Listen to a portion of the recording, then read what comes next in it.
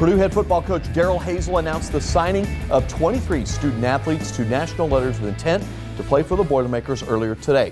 The group hails from 7 different states, with 5 each from Georgia, Florida, and Ohio, 3 each from Indiana and Illinois, and 1 each from Kentucky and Texas.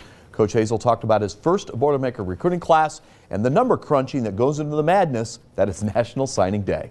Now, of the 23 players who signed on the dotted line for the Boilermakers today, Terre Haute South's Danny Etling is the top 2013 recruit. Etling is rated as a 4-star prospect and listed as the number 9 pro-style quarterback by Rivals.com. Etling is one of 3 early enrollees who spoke to the media earlier today. Etling and Purdue head coach Daryl Hazel talked about why Purdue is such a great fit. Purdue women's basketball has played terrific basketball this season while dealing with a serious illness within its basketball family. Boilermaker women's basketball director of operations Terry Kicks is undergoing treatment for stomach cancer, which limits Kicks to attending home games only. But the inspiration that Kicks has provided for Boilermaker women's basketball has extended to road games and every practice, and has also inspired a key part of the game day staff at Mackey Arena to honor the highly popular Boilermaker assistant. Terry Kicks has a well-deserved reputation as someone with the sunniest of dispositions, and even during the toughest of times, Kicks won't let stomach cancer dampen her spirits. Surrounding yourself with positive people is so important too. So I have 2 great doctors, 2 very positive doctors, but your mindset for me personally is everything, and I look at this as just another challenge in my chapter. Kicks is in her 7th season as Purdue women's basketball director of operations. The respect and admiration for her runs deep in the Boilermaker basketball family.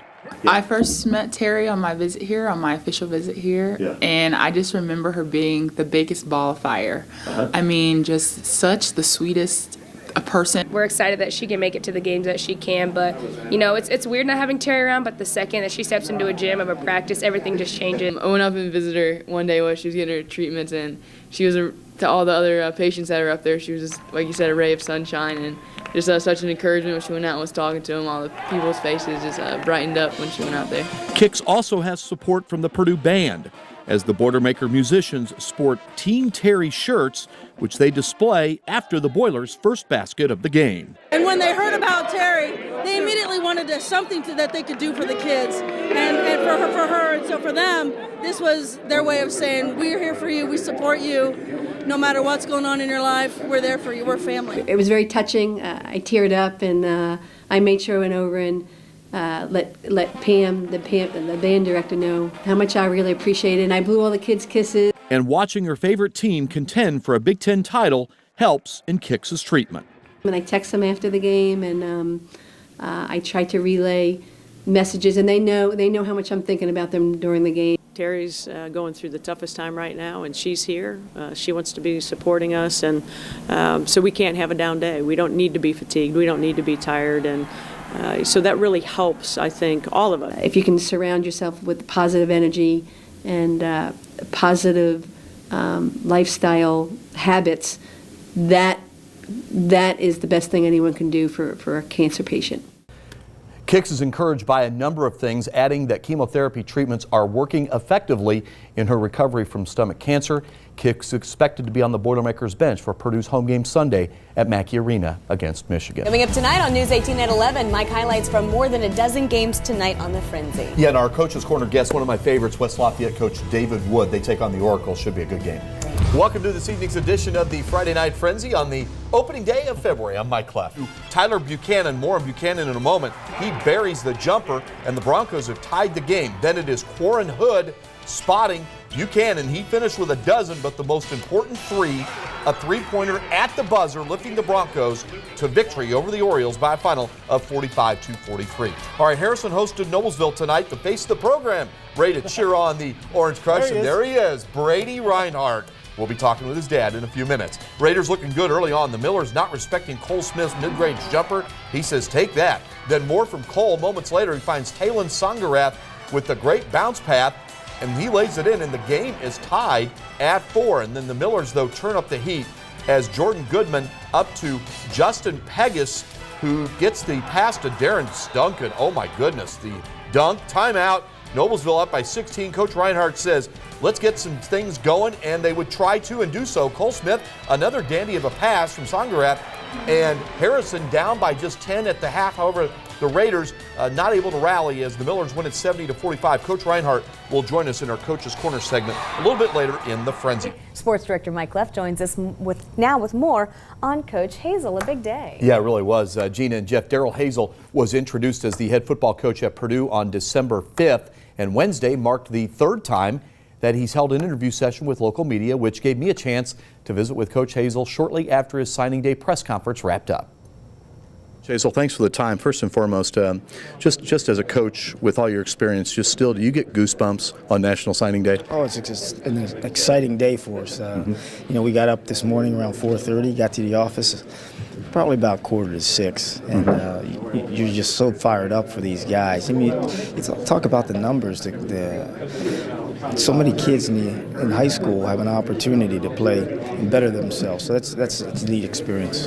Daryl, the average fan, what do you say to them about this group of 23? Because obviously the fans want to know every nook and cranny, but to instill confidence in this group, what would you tell the fan? What would you tell anytime you're talking to fans about this group, what you like about them? Energy. I mean, you watch the film and their energy jumps off the film.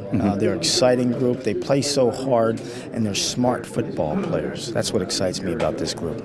And Daryl, I know how important it is to get your staff together, and again, I saw them speak and how they carried themselves, and I know the answer to this, but just how excited are you about this staff? Personally, I'm impressed with them. I got a great staff, and they bring a lot to the table. There are a lot of different minds that they have and ideas, but we all think alike at the end of the day, but they're smart guys. A couple more things.